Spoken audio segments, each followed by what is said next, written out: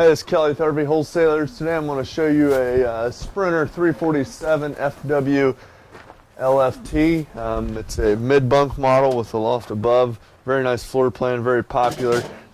Start off here, you got your water heater. It's a gas electric water heater. This is going to be your pressure release valve. You can hear it release there. Anytime you're going to operate the water heater, you're going to run it on gas or electric. You always want to make sure it's full before you light it. So lift this up, turn on your pump or city water, and it'll fill it up. Start pouring out of here. It doesn't hurt any of these components. Just flip that down once it's full, then you can go ahead and light it up. These are the two resets for the electric side. Right down here is a little on-off toggle switch with a piece of tape over it.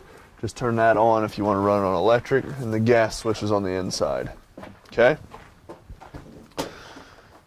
Alright, right here is the exhaust for your furnace. If you ever want to just come out here and put your hand close to that to make sure the furnace did ignite, you can do that. It will be hot, so you don't want to touch it. Electrical outlet there. Slam latch storage doors with the magnetic stops up there. It will have the picnic table here. Just unclip it, you can pull it out. Lights under here. There's also a TV hookup underneath here with another receptacle there. You got the electric awning with the LED light strip. You have the speakers in the awning, one on each side. You can see that there. The nice easy lift aluminum steps.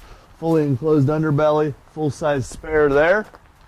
You see right in here is going to have a spot for an extra propane tank. If you want to utilize that, you can. Up here in the front end, you'll be able to see this is where your battery is located. Brand new 12 volt deep cycle battery there. It has a spot where you can hook up a solar panel here if you want to do that, one that you set off to the side. Loading lights here, on and off for the front of the coach. This coach does have the auto leveling. Right here is how you access that. All you do is you come here, turn it on to level the coach. All you're going to do is just hit the auto leveling. It'll level it up for you. Very, very nice feature. To say you want to retract the front jacks, all you're going to do is you're going to go to retract and you go to front and just hold that down. Or if you want to raise it, go there and just turn it off. So very self-explanatory there. You can see right over here in this compartment, there's also going to be a little instruction here on how to operate that if you do forget. Okay, it will come with two 30-pound propane bottles. You always want to run both bottles open. So you come over here, turn both bottles open. This needs to be the first thing you do no matter any trip you take. It does have an auto changeover regulator. There's a little arrow in there. I don't know if you'll be able to see it on the film, but it's pointing to this side right here. Now you can see that that eye is red. Anytime that you have gas in the bottles, that'll be clear, okay? But the object is, you always have it pointing to one side or the other, and then say this tank runs out in the middle of the night, you come out and look at this eye, you see it's red, it's going to automatically switch over to that tank, but now you look at that eye, you know it's red, then you'll just take this, then it'll switch to clear, then you can close this tank, go get it filled up. So essentially you just go back and forth, tank to tank. Okay, now a lot of times people will run this right in the middle, which will give you longer lasting, but the problem is when you lower both tanks at the same time, eventually you're going to run out, then you're going to be stuck. Okay, here's the cord for the outside shower, which is going to be around the back side there. See there, nice pass-through storage. Again, slam latch doors here. So right here in your docking station, this is where you're going to hook up the hose that was in the compartment here. If you want to use that as a spigot outside, you can do that. Has hot and cold water here, just like on the inside. Alright, so you can see right here, this labels everything out for you. Satellite on the top, cable on the bottom for those two. Okay, tank flush is here. So like I was telling you, when you hook that up to the sewer, and you pull the black valve, you can also hook a garden hose up to this to rinse the tank out completely. So that's nice as well. Right here, this spells everything out for you. Tank fill, which is going to fill your freshwater tank. You go there. So if you go to a campground, they don't have water hookup.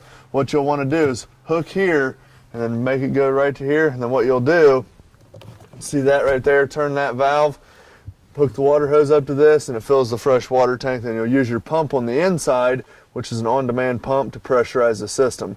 Now if they have water hookup where you're going, you just push that down. Now you always want to use a water pressure regulator. That reduces the pressure down to 45 psi. Screw it on there. then it's going to automatically pressurize the system so you don't have to use your pump. And right down here, you're going to have your sewer hookup. Okay, then you can see your valves right underneath here. Okay, what you want to do is, and they're all labeled right here, black tank, gray tank, and on the outside over there is going to be a galley. What you want to do is hook your sewer hose up to the connection, whatever port you're going to hook up to first. You always want to pull the black valve first, let it drain through, then close it, then pull your gray. What that's going to do is rinse it out. So black is just your toilet, your gray is your sinks and your shower, galley is just your kitchen sink, okay? But you always want to pull the black first, let it flow through the hose, close it, then pull your gray. That's going to rinse out the hose for you, keep it a little more rinsed out. Around here to this side, double axle here. This is the back side of the refrigerator. Never need to do any maintenance there. A lot of people store their sewer hose in the bumper. This is your 50 amp power cord. Just unthread that big nut right there, turn it halfway, pull it off, close the lid there. Ladder here for maintenance. Come around here to this side. We'll go in and we'll check out the inside. Alright, so you can see here on the inside, right here, first thing first, there's a little control here. It's 0, 0, 0, 0. And then you can actually go through and run the slide outs in and out, the lights, the leveling jacks, the awning. So if you want to run the awning in and out, just push the button, hold it down, run it in and out, so forth and so on. Okay, so if you want to hit the lights. So basically you can do everything from this remote, so it's nice when you're running out your slide outs. You can be on the outside of the camper. If there's a tree on one side, you can be watching the slide, running it out while you're outside the coach. You don't have to worry about it banging into the unit. Okay, and right in here you can see you have your monitor panel here. So most of the time you just use this if you have someone with you to help you out. Makes it a little bit easier. Like your monitor panel, your fresh water tank you can see is empty. Your battery is fully charged, brand new battery. Now your battery is going to trickle charge anytime you're plugged into your tow vehicle and anytime you're plugged into Shoreline. Black, gray, so on and so forth. So this is your water pump switch. So if you're running off of your fresh water tank, you'll come in here, flip that switch on. And it is an on-demand pump, so whenever you turn on the faucet, the pump will kick on. Once you shut the faucet off and it builds that pressure back up, and then it'll shut the pump off. So you're not over here switching on and off, on and off, on and off. Okay? And right here you have your water heater. Now this is going to be for the gas. The electric's on the outside like I showed you before. This is for the LED lights under the awning, ceiling lights on the inside. And these are for all 4 slide outs, and this is for your main awning. There's a little night light down here on the floor you can see up here. So you can leave that on if you have company, guests, children. Keep them so they can see where they're going at night. Okay, so in here in the living area, obviously you can see you have your table and chairs and your couch in the main slide. You can see all the chairs are laid down right now and they're actually strapped in. This is how you want to travel with them. That way they're not banging all over, nicking up the woodwork and all that good stuff. You can see in here you do have the cloth shades. These just raise up and down. You can stop them wherever you would like. Makes it very, very easy there. If there's not a switch for a light, usually it's on the light itself. So just look for that and you can find that as well.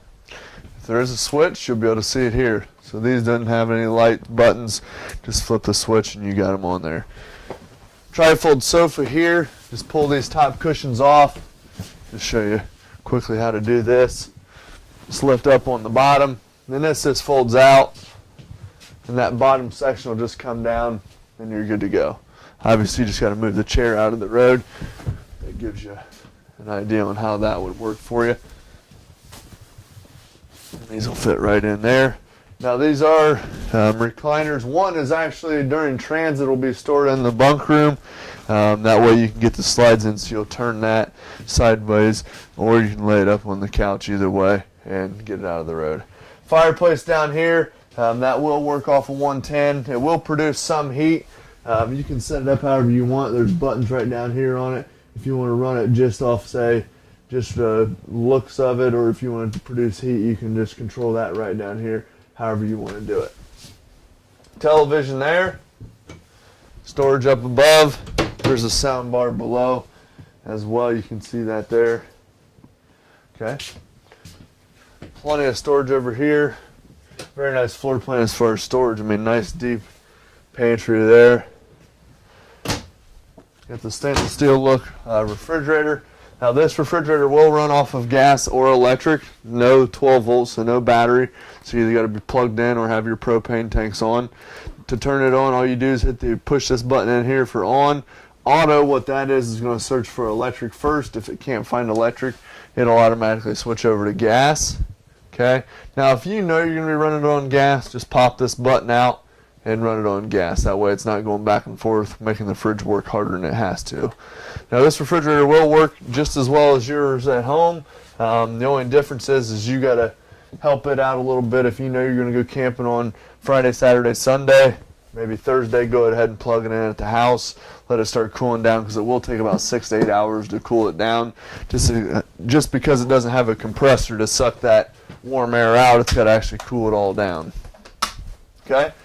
Now, first thing you'll ever want to do, like I told you on the outside, is go to both your propane tanks, turn those on. And the next thing you'll want to do is come here to your stove, turn all 3 burners on, take your little stick lighter, stick it there, light all 3 of those burners. You're going to let those burn for about 15-20 seconds.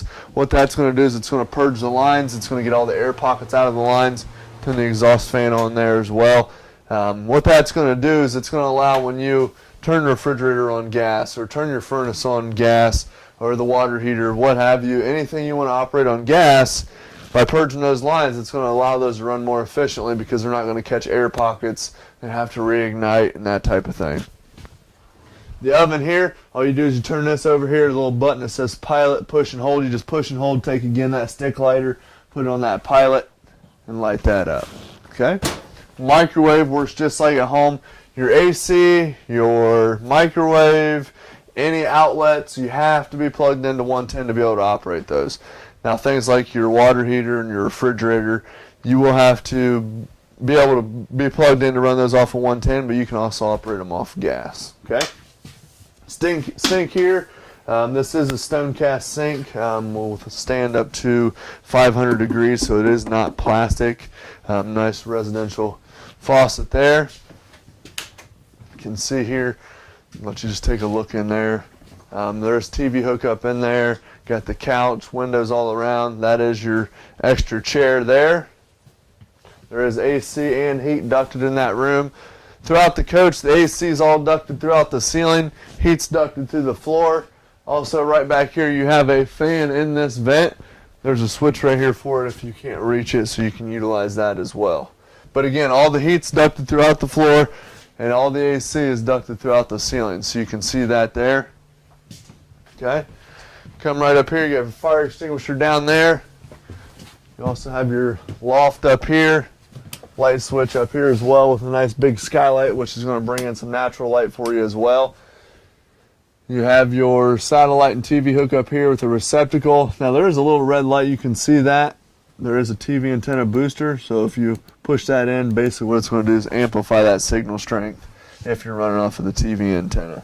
Built-in ladder here, just pull that out at the bottom, climb up and down. Thermostat here, so all you do is you just go in here, go to fan, high, low, if you want it on cool, low, auto, or if you're running on heat, and then you just set your temperatures just like the one at home.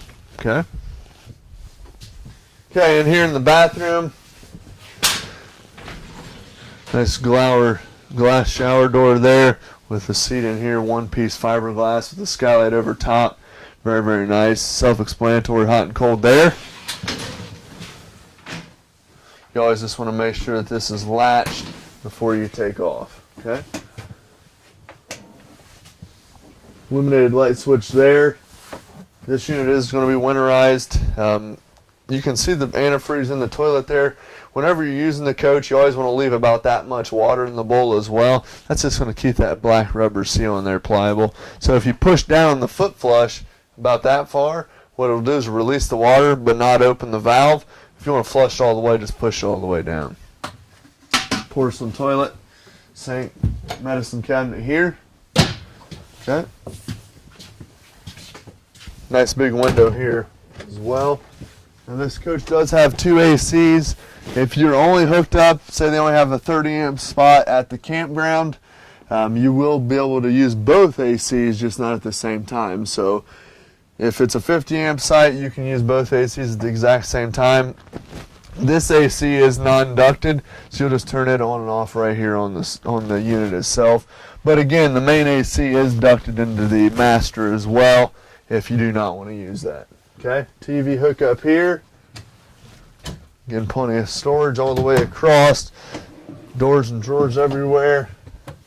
Nice big closet here with the mirrored doors. Again, you just want to make sure that those are latched before you take off. You have storage underneath the bed as well. You can see that. Plenty of storage underneath there. You have 2 windows at the foot of the bed, 1 at the head of the bed. Overall, it's a very nice floor plan, but if you have any questions at all, don't hesitate to give us a call at 877-877-4494. Thanks a lot.